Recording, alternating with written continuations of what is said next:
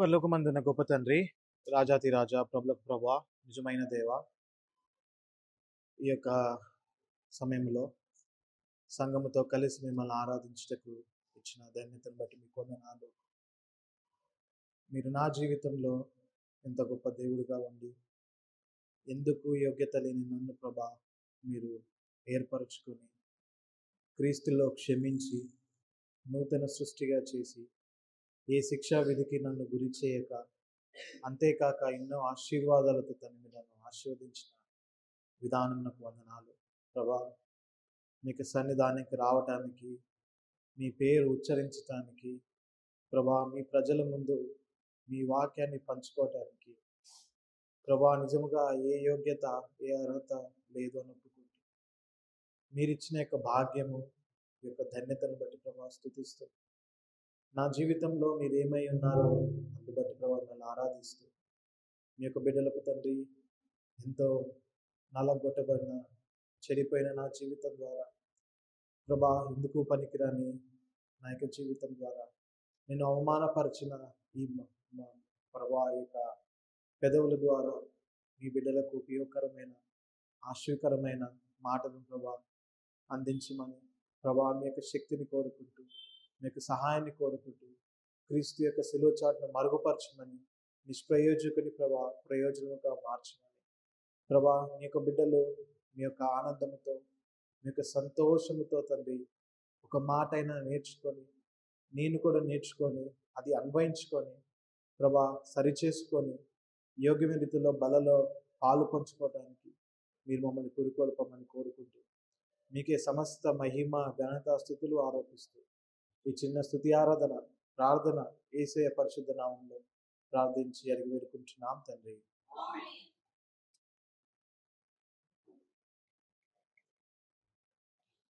Praise lord అండి. Once again so మనము బల్ల దగ్గరికి వచ్చినప్పుడు రెగ్యులర్గా చదివే portion 1 Corinthians chapter 11. 1 Corinthians chapter 11 and verse 26. Just 26వ వచనం మాత్రమే చదువుదాము. 1 కొరింథీయులు 11:26.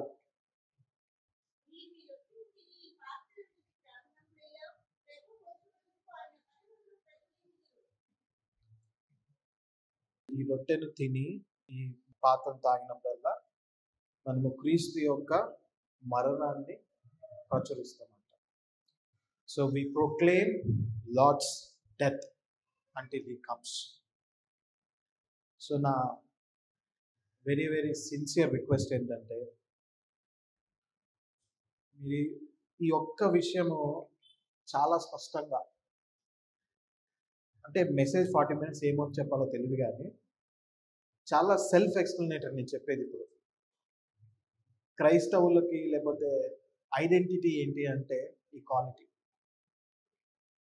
నిజానికి మనము ఆరంభంలో మన యొక్క విశ్వాస జీవితాన్ని ఆరంభించినప్పుడు ఈ యొక్క క్వాలిటీతోనే ఆరంభిస్తాం. తర్వాత రోజులు గడిచే కొద్దీ, వాక్యం కొంచెం తెలిసే కొద్దీ, ఆత్మీయతలో ఎదిగే కొద్దో, లేకపోతే మన యొక్క వ్యక్తిగత జీవితాల్లోనో మన యొక్క పరిపూర్ణతను బట్టో, లేకపోతే మన యొక్క సక్సెస్ని బట్టో ఎక్కడో మనము గర్వించి ఒక క్రైస్తవునికి ఉండవలసిన ప్రాముఖ్యమైన లక్షణాన్ని కోల్పోతా ఉన్నాం. ఈరోజు మన యొక్క కుటుంబాల్లో కానీ, లేకపోతే రిలేషన్షిప్స్ మధ్యలో కానీ, సంఘాల్లో కానీ ఎందుకు ఈ యొక్క డిస్టర్బెన్స్, లేకపోతే ఎందుకు ఈ యొక్క ప్రాబ్లమ్స్ అంటే, because we lack this very very very very very important foundational qualityness. So ఏంటో మనము చూద్దాము. బహుశా ఇది మీకు నేను చెప్పేవి కూడా ఏది కూడా కొత్తది ఉండదు, కానీ దేవుడు నాతో ఏం మాట్లాడుతూ వచ్చినాడో కొన్ని రోజులుగా, లేకపోతే నేనేం మర్చిపోతే దేవుడు నాకేం గుర్తు చేస్తూ వచ్చినాడో, బహుశా మీలో ఎవరైనా ఒక్కళ్ళకైనా అది ఉపయోగకరంగా ఉండొచ్చేమో. ఒకరికైనా ఇది నా పాత స్థితి ఏంటి, నేను ఈ క్వాలిటీని కలిగి ఉండాలి అన్న గ్రహింపులకు మళ్ళీ వస్తామేమో. లేకపోతే మనం ఓవర్లుక్ చేసిన ఈ క్వాలిటీని, ఈ బేసిక్ ఇంపార్టెంట్ క్వాలిటీని ఈ బల్లలో మనం పాలు పంచుకోక ముందు దేవుడు మన గమనానికి తీసుకొచ్చి, నాకు తెలిసైతే ఈ క్వాలిటీ మనందరిలో లేకుంది నన్ను అడిగితే మాత్రం. ఎక్కడో ఒకక్కడ ఏదో ఏదో పరిమాణంలో మనము షార్ట్ ఉన్నాం ఈ క్వాలిటీలో. కానీ ఈ క్వాలిటీ మనం లేకపోతే మన యొక్క ఇటర్నిటీ కూడా, మన నిత్యత్వము కూడా, దేవుని యొక్క సన్నిధి కూడా ఒక ప్రశ్నార్థకంగా ఉంటుంది. ఏంటో మనం గమనిద్దాం, ఏంటో మనం ఆలోచిద్దాం. అయితే ఇప్పుడు మనం చదివిన 11:26లో క్రీస్తు మరణాన్ని మనము బల్లలో పాలు పంచుకునే ప్రతిసారి ప్రొక్లెయిమ్ చేయాలి. అంటే క్రీస్తు మరణాన్ని మనం ప్రచురిస్తూ రావాలి. సో నాకు గుర్తు లాస్ట్ టైం ఇక్కడ ఉన్నప్పుడు బల్ల వర్తమానంలో ఇదే మాట తీసుకొని ఒక విషయం గురించి మనం నేర్చుకున్నాం. సంవత్సరం అయిపోయింది, నేను చెప్పాను కాబట్టి నాకు గుర్తుంది, బహుశా మీకు గుర్తుండకపోవచ్చు. కానీ ఎవరికైనా గుర్తుందా? What was that we meditated upon? ఎవరైనా ఉంటే నాకు తెలిసి షేర్కు కూడా గుర్తుండకపోవచ్చు.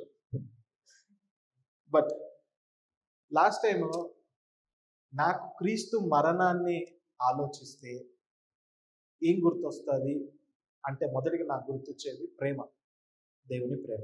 రైట్? దేవుని యొక్క క్రీస్తు ప్రేమను బట్టే ఈరోజు ఆ క్రీస్తు మరణము కానీ, ఆ శిలువ మరణం కానీ, ఆ టైంలో నేను ఇంకో కోణాన్ని నేను మాట్లాడలేకపోయా. బహుశా కొన్ని నెలల క్రితం కూడా ఉండకపోయేటో నేను, కొన్ని నెలల ముందు వచ్చుంటే కూడా. ఎందుకంటే that was something that I was so lacking. నాకు గుర్తు, నా యొక్క విశ్వాస జీవితం ఆరంభంలో బాగా స్పిరిచువల్గా మెచ్యూర్ ఎప్పుడయ్యాను, ఆత్మీయంగా ఎప్పుడు సంతృప్తిగా ఉన్నాను, సంతోషంగా ఉన్నాను అంటే ఎప్పుడైతే ఈ క్వాలిటీని నేను ఎక్సర్సైజ్ చేస్తూ ఉండేవాడినో, no matter what I had, ఏమున్నా లేకపోయినా, had so much of joy, so much of peace, శాంతి, సమాధానము, సంతృప్తి అనేది ఉండేది. తర్వాత లైఫ్లో బిజీ అయిపోయి, స్పిరిచువల్ లైఫ్లో ప్రౌడ్ అయిపోయో, సమ్వేర్ ఐ లాస్ట్ దిస్. నిజంగా చెప్పాలంటే శాంతి కోల్పోయాం, సమాధానం కోల్పోతా ఉన్నాం, రిలేషన్షిప్ని కోల్పోతూ వచ్చినాం. ఏంటి క్వాలిటీ అంటే బహుశా మీరు కొంతమందికి అర్థమై ఉంటుంది ఇప్పటికీ. సిలువ ఒక కోణము, ఒక వైపు, ఒక నాణ్యంలో రెండు వైపులు, ఒక వైపు ప్రేమ అయితే ఇంకో వైపు క్షమాపణ. మనం పొద్దున కూడా మాట్లాడుకుంది forgiveness, how we were forgiven in Christ. ఈ క్రీస్తు యొక్క మరణాన్ని, అంటే ఆయన క్షమాపణను మనము ప్రచురించే వారిగా ఉండాలి అంటే, ప్రొక్లెయిమ్ చేసే వాళ్ళుగా ఉండాలంటే, ఒక లవ్ ఒక ఆస్పెక్ట్ అయితే, the other side is forgiveness. బహుశా నేను ఇక్కడితో ఆపేసినా కూడా మీరు ఒకసారి, నేను ఒకసారి నా జీవితాన్ని నేను పరిశీలించుకుంటే బహుశా బల్లలో పాలు పంచుకోవడానికి చేయగూడ పెట్టమేమో. ఐఎమ్ షూర్ ఎక్కడో ఒకక్కడ ఎవరినో ఒకరిని క్షమించకుండా 100% ఉన్నాం. అయితే if you are serious about scriptures, especially యేసు క్రీస్తు ప్రభు యొక్క బోధలను మనము సీరియస్గా తీసుకుంటే బహుశా మన వైఖరి, మన వైఖరి వేరుగుండేదేమో. ఈ బేసిక్ టీచింగ్స్ అనేవి మనము ఆరంభంలో నేర్చుకుంటాం. I feel that in churches ఇది ఎప్పుడు కూడా మళ్ళీ ఈ బేసిక్స్ని మళ్ళీ రిపీట్ చేస్తూ ఉండాలేమో అనిపిస్తూ ఉంటుంది నాకు, ఈ ఫౌండేషన్స్ని. ఎందుకంటే ఎక్కడో మనం ఈ ఫౌండేషన్స్ని మర్చిపోతాం, ఇంకేదో ఉన్నత స్థానాలకు చాలా గొప్ప గొప్ప విషయాలు నేర్చుకోవాలని ఆశిస్తూ ఉంటాం. కానీ when we lose this foundation, ఈ బేసిక్ ఏదైతే మర్చిపోయి, ఈ బేసిక్ ఏదైతే మన జీవితంలో మనము చూపించకపోతే ఇంకా ఎన్ని నేర్చుకొని ఎంత గొప్ప పరిచయం చేసి ఎన్ని ప్రసంగాలు ఇచ్చి ఎన్నిసార్లు బలలో పాల్పంచుకుంటే what is the use, right? మనకి మత్తయి సువార్త 27:30-40, మాథ్యూ చాప్టర్ 27:30-40.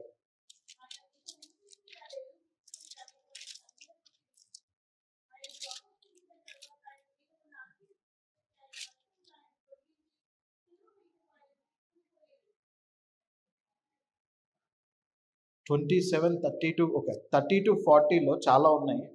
ఇక్కడ యేసుక్రీస్తు ప్రభు యొక్క సిలువ కార్యాన్ని మనం చూస్తూ ఉంటాం. మనకు బాగా పరిచయమైన అంశాలు ఇక్కడ ఉంటాయి. అక్కడ మనకు కనిపించేది ఏంటంటే యేసుక్రీస్తు ప్రభు క్షమించడం. ప్రతి ఈస్టర్కో గుడ్ ఫ్రైడేకో మనం దీని గురించి మెడిటేట్ చేస్తూ ఉంటాం. అక్కడ యేసుక్రీస్తు ప్రభు ఎవరిని క్షమించాడో మనకు తెలుసు. తనల్ని ఎవరైతే శిక్షించారో లేకపోతే అన్యాయంగా సిలువ వేశారో వాళ్ళని ఆయన క్షమించినట్లు మనం చూస్తూ ఉంటాం. అక్కడ వాళ్ళు వచ్చి ఏం అడగల, నన్ను క్షమించు అని, నేను తప్పు చేశాము అని. ఆయనే తనంతట తానే క్షమిస్తూ వచ్చాడు, రైట్? ఇది గుర్తుపెట్టుకుందాం. సో ఇది పక్కన పెట్టి అసలు ఈ ఫర్గివ్నెస్ అంటే ఏంటి అనేది ఒకసారి ఆలోచిస్తే, బహుశా మీకు గుర్తుంటే మనం చాలామంది అనుకుంటాం ప్రేమ అంటే ఒక ఎమోషన్ అనుకుంటా ఉంటాం. We think is love is an emotion. But ఒకసారి దేవుడి ప్రేమను ఒకసారి మనం ఆలోచిస్తే, మనము ఏమి మంచి చేశామో, దేనిని బట్టి దేవుడు మనం ప్రేమించాలి, ఏ ఎమోషన్ని బట్టి, what did we give him that he should love us. But నేను చెప్పేది ఏంటంటే ప్రేమ ఎమోషన్ అనుకుంటాము, కానీ నిజానికి లవ్ ఈజ్ అ డిసిజన్. ప్రేమ అనేది ఒక నిర్ణయం. నో మ్యాటర్ వీడు ఎంత పాప అయినా నాకు పర్వాలేదు, ఈ జగత్తు పునాది వేయబడక ముందే నేను ఏర్పరచుకుంటాను, నేను క్షమిస్తాను, నేను ప్రేమిస్తాను. ఎందుకు ఇదంతా ఏర్పరచుకోవటం, ప్రేమించటం, మనకు ఆశీర్వాదాలు ఇవ్వటం, కొత్తగా చేయటం, ఇవన్నీ ఎందుకు? It is because of his love. అది ఒక ఎమోషన్ అయి ఉంటే మనం అసలు ఆ ఎమోషన్ని దేవుడికి తెప్పించలేం, మన జీవితాన్ని బట్టి, మన పాపాన్ని బట్టి. But God decided to love us. అంతే, ఒక లవ్ ఈజ్ ఎ డిసిజన్. అట్లానే ఈ forgiveness, it's also a decision. ఎవరో వచ్చి నన్ను క్షమించంటేనో, లేకపోతే వాళ్ళ మీద క్షమాపణ చూపించాలని ఒక ఎమోషన్ లాగా ఉండదు. అది ఇట్స్ ఎ డిసిజన్.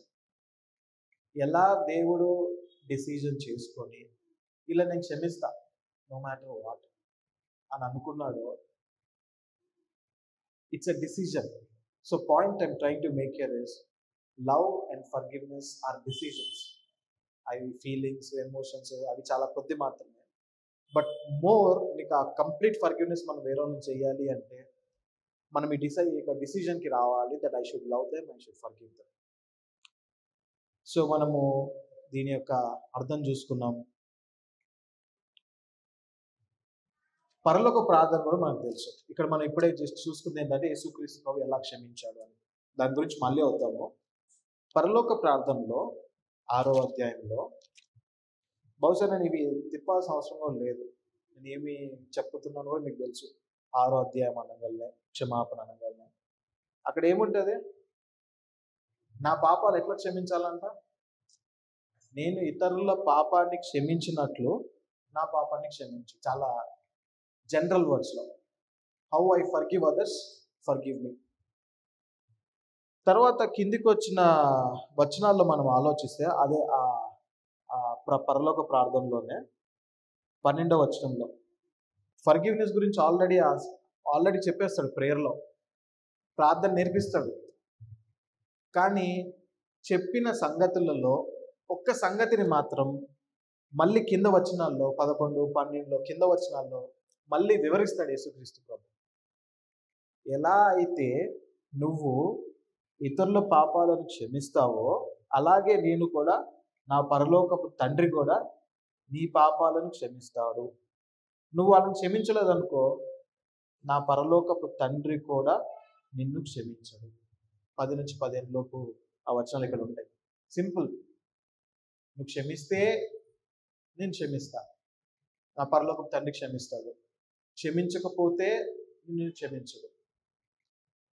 ఒకసారి ఇప్పుడు అది నేను చాలా సింపుల్గా I'm trying to make it very simple పిల్లలు, ఎందుకంటే this is a very important thing. దీనికి ఎగిరెగిరి పెద్ద పెద్ద వచనాలు చూపించి గూఢార్థాలు చూపించాల్సిన అవసరం లేదు. బట్ మోస్ట్ ఇంపార్టెంట్ అని చెప్పాలి ఈ టాపిక్. సో చాలా సింపుల్గా యేసుక్రీస్తు ప్రభు చాలా సింపుల్గా చెప్తాడు. నువ్వు ఇతరుల పాపాలు క్షమించకపోతే, లేకపోతే ఇతరులను క్షమించకపోతే నీ పట్ల వాళ్ళు చేసింది నేను నిన్ను క్షమించను కదా. అయితే ఇప్పుడు ఒకసారి ఆలోచిద్దాం. నా జీవితాన్ని నేను ఆలోచించుకుంటా, మీ జీవితాన్ని మీరు ఆలోచించుకోండి. ఎంతమందిని నేను క్షమించకుండా ఈ క్షణాన్ని ఉన్నాను? ఎంతమందిని క్షమించకుండా లాస్ట్ వీక్ బల్లలో పాలు పంచుకున్నాం? క్షమించకుండా ఉన్నాము, దాని అర్థం ఏంటంటే దేవుడు నా పాపాలు కూడా క్షమించలా. దేవుడు నన్ను క్షమించకుండా మరి నేను బల్లలో పాలకులు పొందుతున్నాను. దేవుడిని నేను ఇతరులను క్షమించకుండా నా ప్రార్థన దేవుడు ఎందుకు వింటున్నాడు? చెప్పాడు కదా, ఐ విల్ నాట్ ఈవెన్. పాపం ఉంటే దేవుడు మన ప్రార్థన వినడు అని తెలుసు కదా మనకి. మరి ఐఎమ్ షూర్ ఈ రోజుకి ఇక్కడ కూర్చున్న ప్రతి ఒక్కరు కనీసం ఒక్కరిని క్షమించుకొని ఉండొచ్చు ఈ రోజు కూడా, ఇప్పటికి కూడా, ఈ తరుణానికి కూడా. చాలా దేవుడే యేసుక్రీస్తు ప్రభు చాలా స్పష్టంగా, చాలా క్లియర్గా, చాలా ఓపెన్గా చెప్పాడు, క్షమించకపోతే నేను క్షమించను అని. సో ఇన్ని సంవత్సరాల నుంచి నా జీవితంలో నేను, బహుశా మీ జీవితంలో మీరు ఈ క్షమించకుండా ప్రార్థన చేస్తూ వచ్చాం, బలలో పాలు పంచుకుంటూ వచ్చాం. అది యోగ్యకరమైన ప్రార్థనేనా? యోగ్యకరమైన రీతిలోనే బల్లలో పాలు పంచుకున్నామా? అందుకే కదా అక్కడ 11వ అధ్యాయంలో ఉంటుంది, before they partake without judging themself, వాళ్ళకి శిక్షా విధి ఉంటుందని. అందుకే చాలా మంది మృతులను ఉంటుంది. అంటే ఆత్మీయంగా మనం మృతతత్వంలో ఉన్నాము, ఆత్మీయమైన స్థితిలో ఇలా ఉన్నాము అంటే బికాస్ ఆఫ్ దాట్, ఆ క్షమాపణ లేని కారణాన్ని బట్టి ఈరోజు సరి చేసుకోకుండా బలలో పాలు పంచుకుంటున్న దాన్ని బట్టి మన ప్రార్థన వినట్లేదు, మన పరిశుద్ధతలో మనం బలలో పాలు పంచుకోవట్లేదు. సో ఎక్కడ దేవుడు మన జీవితాన్ని బట్టి, నా జీవితాన్ని బట్టి ఆనందంగా ఉన్నాడు?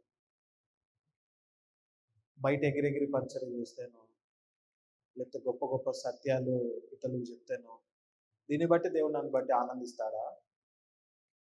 అంతేకాకుండా రక్షించబడటం, సాల్వేషన్ ఒకటైతే, తర్వాత sanctification is a continuous process. మనకు తెలుసు రక్షణ, శాంటిఫికేషన్, రైట్? మన దేవుడు ప్రతి నిమిషం క్షమిస్తూ, it's a continuous present process. Salvation అయిపోయింది, ఇట్స్ ఎ పాస్ట్ ప్రాసెస్. దేవుడు మన పాపం నుంచి క్షమించాడు. ఈ పరిశుద్ధ పరచుట, sanctification is a continuous process. It will make us to be like Christ. ఈ యొక్క పరిశుద్ధ పరచుట అనేది మన క్రీస్తు యొక్క స్వారూప్యంలో మారుస్తూ వస్తుంది కదా. సో మనం పరిశుద్ధ పరచుకోవటం అంటే ఏంటి? మన పాపాలను, మనం చేసిన పాపాలను దేవుని యొక్క సన్నిధిలో ఒప్పుకొని దేవుడి చేత క్షమాపణ పొందితే మనం పరిశుద్ధపరచబడతాం. అయితే మనం ఎన్ని రోజులు, ఎన్ని గడియలు ఇతరులను క్షమించకుండా దేవుడి దగ్గరికి వెళ్ళి, దేవా నేను ఈ పాపం చేశాను, నన్ను క్షమించు అంటే, యేసుక్రీస్తు ప్రభు చెప్పిన దాని ప్రకారము పరలోకపు తండ్రి నన్ను క్షమిస్తున్నాడా? బహుశా మనము ఇక్కడ కూర్చున్నప్పుడు యేసుక్రీస్తు ప్రభు వస్తే ఈ వాక్యాన్ని ఆధారం చేసుకొని, నువ్వు ఇతరులను క్షమించకపోతే నేను నిన్ను క్షమించను అని ఈ వాక్యాన్ని ఆధారం చేసుకుంటే పాపులముగా మనం దేవునికి సన్నిధానంలో ఉంటామా? మర్చిపోదాం, బల్ల గురించి మర్చిపోదాం, ప్రార్థన గురించి మర్చిపోతాం, ఈ లోకం గురించి మర్చిపోదాం. వెళ్తామా? ఎంతమంది ధైర్యంగా చెప్పగలుగుతాం నేను వెళ్తానని? ధైర్యంగా ఐ థింక్ మనము ఆ లెవెల్కి అటైన్ అయ్యి ఉంటే మన ఆత్మీయ జీవితంలో సరిపోతుంది. సో ఈ యొక్క ఫర్గివ్నెస్ యొక్క ఇంపార్టెన్స్ అయితే బహుశా మనకు అర్థమైంది అని అనుకుంటున్నాం. ఎంత ప్రాముఖ్యమో మనకి ఇవ్వబడిన 2 నూతన నిబంధన ఆజ్ఞలు, love your God, love your neighbour కదా. సో వాళ్ళని ఈ లవ్, ఫర్గివ్నెస్ అనేవి 2 కూడా ఇందాక అనుకున్నట్టు కపుల్డ్, ఇంటర్ రిలేటెడ్. ఏది ముందు పెట్టిందో మనకు తెలియదు, కానీ ప్రేమ లేకపోతే క్షమించలేము, క్షమించలేకపోతే ప్రేమించలేము. అది అంతే. నాకు అది అర్థం కాదు, ఎట్లా అర్థం చేసుకోవాలో కూడా అర్థం కాదు. ప్రేమించకపోతే క్షమించలేము, క్షమించకపోతే ప్రేమించలేము. సో ఒక వ్యక్తిని క్షమించలేదు అంటే నేను ప్రేమించట్లా. నూతన నిబంధనలో పౌలు గారు అంటారు కదా ఒక దగ్గర, the whole testament is summed up in this one commandment. నీ పొరుగు వాడిని ప్రేమించు, ధర్మశాస్త్రం అంతా ఈ యొక్క ఆజ్ఞలో మిడి ఉన్నది అని చెప్తాడు. అంటే ఒక్క క్షమాపణ లేకపోవట కారణాన్ని బట్టి నేను ధర్మశాస్త్రాన్ని పాటించట్లేదు, దేవుడు వచ్చినప్పుడు నాకు నిశ్చయత లేదు, వాళ్ళలో యోగ్యంగా పాలు పంచుకోవట్లేదు, నా జీవితంలో సరి అయిన ఆ యొక్క శాంతి, సమాధానం, సంతృప్తి అనేది లేదు.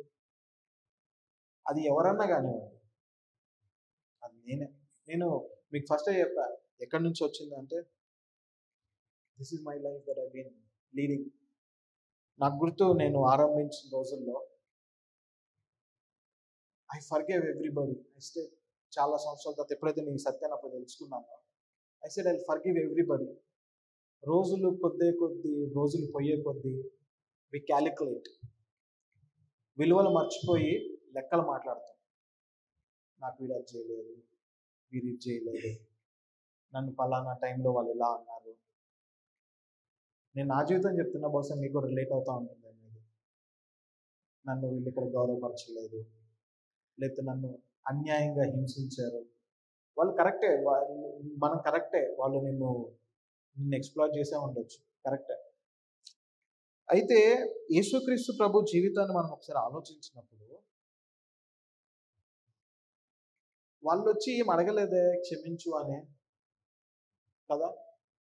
మనకి ఇవి చదువుతూ ఉంటాం, కానీ ఎక్కువ మైండ్లోకి ఎప్పుడో దేవుడు గట్టిగా మొత్తో, లేకపోతే దేవుడు నిన్ను మళ్ళీ తిరిగి సమకూర్చుకుంటే తప్ప ఇవి విన్నా కూడా మనకు అర్థం కావు. బహుశా మీకు చెప్పినందుకు కూడా క్యాజువల్గానే ఉండొచ్చు, until God really speaks to your conviction. దేవుడు మనతో మాట్లాడి మనలను తిరిగి సమకూరిస్తే తప్ప మనకి విషయాలు అర్థం కావు. ఈ క్షమాపణ గురించిన ప్రాముఖ్యత మనకు అర్థం కాదు. ఈ క్షమాపణ లేకపోతే మనం కోల్పోయే విషయాలు మనకు అర్థం కావు. ఐ సెడ్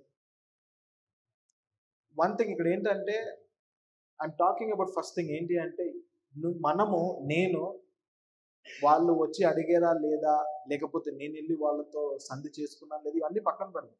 బేసిక్కే మాట్లాడుకుందాం. వాళ్ళని నా మనసులో నేను క్షమించానా లేదా, అంతే, సింపుల్. ఇప్పుడు మనం పోయి వాళ్ళతో మాట్లాడు, ఇవన్నీ తర్వాత అవన్నీ ఉన్నాయి, అవంతా నెక్స్ట్ స్టేజెస్ అవన్నీ. బట్ ఫస్ట్ స్టేజే నా జీవితాన్ని పరీక్షించుకుందాం, మన జీవితాన్ని పరీక్షించుకుందాం.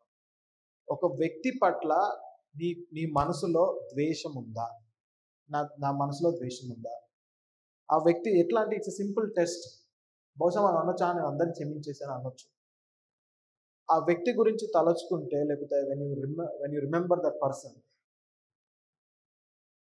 నీ హార్ట్ కండిషన్ ఏంటి? ఆ టైంలో డిస్టర్బ్డ్గా ఉంటావా? కోపం ఉంటుందా? ద్వేషం ఉంటుందా? అసూయ ఉంటుందా? ఈ క్వాలిటీస్ ఏదన్నా ఉంది అంటే, మనం డిస్టర్బ్ అయ్యాము అంటే దాని అర్థం ఏంటంటే, you have not settle things with him or with her. ఆ వ్యక్తితో నువ్వు దేవుని సన్నిధిలో కూర్చొని మనస్ఫూర్తిగా జరిగిన దాన్ని పక్కన పెట్టలేదు, అంతే. Simple simple. దాని తర్వాత మనం ఎన్ని చేసినా అవన్నీ వేస్ట్. తెలంగాణ భాషలో చెప్పాలంటే బేకార్ బేకార్. I said lot I'm done. ఎంతో పోరాడుతూ ఉంటాం మనం, చాలా పోరాడుతూ ఉంటాం కదా. ఈ పోరాటంలో ఈ క్షమాపణ మనం ఇతన్ని క్షమించలేకపోవటంలో ఒక గొప్ప దైవజనుడు ఏమంటాడంటే, ఒక వ్యక్తిని అంట మనం క్షమిస్తే ఒక ప్రిజనర్ని ఫ్రీ చేయటం అంట, ఒక ఖైదీని విడుదల చేయటం. క్షమిస్తే నువ్వు లేకపోతే నేను ఒక వ్యక్తిని క్షమించాను అంటే ఒక ఖైదీని విడుదల చేస్తూ ఉండటం అంట. ఆ ఖైదీ బహుశా మీరు అనుకుంటా ఉన్నారు ఆపోజిట్ పర్సన్ అని, బట్ ఆ ఖైదీ మనమే. మనము ఇతరులను క్షమిస్తే మనమున్న ప్రిజన్లో నుంచి, మనమున్న ఈ చెరసాలలో నుంచి మనం బయటకు వస్తామంట. ఇది కొంతమంది అంటారు ఏంటంటే, గొప్ప దైవజనులు, forgiveness is a selfish act అంట. ఈ క్షమించటము అనేది ఒక స్వార్థముతో కూడుకున్న ఒక ప్రక్రియ. ఎందుకు అంటే నువ్వు ఒకరిని క్షమించావు అంటే నీకు కలిగే బెనిఫిట్స్ చాలా ఎక్కువ ఇతరులకు కలిగేవి కంటే. Forgiveness is almost a selfish acts because of the tremendous benefits that we have in forgiveness. Forgiveness is to set a prisoner free, and that prisoner is you and me. అయితే ఇంత గొప్ప forgiveness గురించి యేసుక్రీస్తు ప్రభువు ఇంత గొప్పగా మాట్లాడిన విషయం గురించి, వాక్యములో ఎంతో వెయిటేజ్ ఉన్న ఈ యొక్క విషయం గురించి మనము ఆలోచించక, సీరియస్గా తీసుకోకుండా దేవునితో రిలేషన్షిప్ పాడు చేసుకుంటా ఉన్నాం, పీపుల్తో రిలేషన్షిప్ని పాడు చేసుకుంటా ఉన్నాం, సంఘాల్లో రిలేషన్షిప్ని పాడు చేసుకుంటా ఉన్నాం. ఇక్కడ కూర్చున్న వాళ్ళని ఆలోచించుకుందాం చాలా సింపుల్గా. ఈ చర్చ్లోనే లేకపోతే మీ చర్చ్లోనే మీరు ఎంతమందిని క్షమించలేదు ఒకసారి మీరు ఆలోచించుకోండి. ఎల్డర్స్నో, లేకపోతే తోటి బిలీవర్స్నో, యవనస్తులను, ఒక సిస్టర్ ఇట్లా అన్నదనో, ఒక స్కూల్ టీచర్ ఇట్లా అన్నో, ఒక సండే స్కూల్ టీచర్ ఇట్లా అన్నదనో, ఆ కోపాన్ని లోపల పెట్టుకొని వాళ్ళని క్షమించుకున్న ఉండొచ్చు అని నేను అనుకుంటున్నాను. ఇక్కడ కూర్చున్న వాళ్ళు బహుశా భార్య భర్తల మధ్యలో కూడా ఈ క్షమాపణ లేని కారణాన్ని బట్టి ఆ ప్రేమ ఉండదు. ఆ ప్రేమ లేకపోవటాన్ని బట్టి మన యొక్క వివాహ జీవితంలో ఆ యొక్క ఎదుగుదల ఉండదు. సో నేను మీకు చెప్పే అంత లేకపోయినా I'm just sharing what I'm learning, and I'm sure you also went through the same. Maybe కొంతమంది ఆ స్థాయిని దాటి ఉండొచ్చేమో. We praise God. But this is the most important thing that we need to be focused. ప్రతి క్షణము దేవుని దగ్గరికి వెళ్ళినప్పుడు, అవును చాలామంది బాధ పెడతారు, కుటుంబ సభ్యులే బాధ పెట్టొచ్చేమో, లేకపోతే సంఘంలో ఉన్న వాళ్ళు బాధ పెట్టొచ్చేమో, బంధువులు బాధ పెట్టొచ్చేమో, నీ తప్పేమీ లేకపోయినా వాళ్ళు నిన్ను అన్యాయంగా చేయొచ్చేమో. Maybe they robbed of your money, నీ డబ్బులు ఏమైనా లాక్కున్నారేమో, నీ ఆస్తి ఏమో లాక్కుండొచ్చేమో ఈ అన్నదమ్ముల మధ్యలో, లేకపోతే సంఘంలో యొక్క జలసీని బట్టి నిన్ను తక్కువ చూడటము, లేకపోతే నిన్ను అనగగొట్టడం ఇట్లా చేస్తూ ఉన్నారేమో. ఈ పొజిషన్ కోసమో పవర్ కోసమో లేని విషయాలు మాట్లాడుతూ ఉన్నారేమో. ఏదైనా ఉండొచ్చు. లేకపోతే తల్లిదండ్రులు మనం చెప్పింది మనకి ఇవ్వకపోవడాన్ని బట్టి వి మైట్ హ్యావ్ దట్ ఏమంటారు దాన్ని, గ్రడ్జ్ అగేన్స్ట్ అవర్ పేరెంట్స్. బహుశా ఉండొచ్చు. అయితే ఇప్పుడు దేవుని యొక్క సన్నిధానానికి వచ్చి వాక్యాన్ని చదువుతున్నప్పుడు దేవుడు నాతో నీతో మాట్లాడుతున్నాడా? నువ్వు క్షమించలేదు, నువ్వు బలలో చేయట్లేదు. Remember, past is past. పౌలు జీవితంలో ఆయన జీవిత చివరిలో ఐ ఫినిష్డ్ మై రేస్ అని రాస్తాడు ఆయన. నా పరుగు తుదముట్టించి తిని, I finished my race, I done what I need to do అని రాస్తాడు ఆయన. కానీ ఆయన జీవితం ఆరంభం ఒకసారి ఆలోచిస్తే క్రైస్తవుల్ని చంపిన పర్సిక్యూట్ చేసిన పౌలు ఆయన. పీడించిన పౌలు ప్రార్థించే పౌలుగా తర్వాత మారాడు.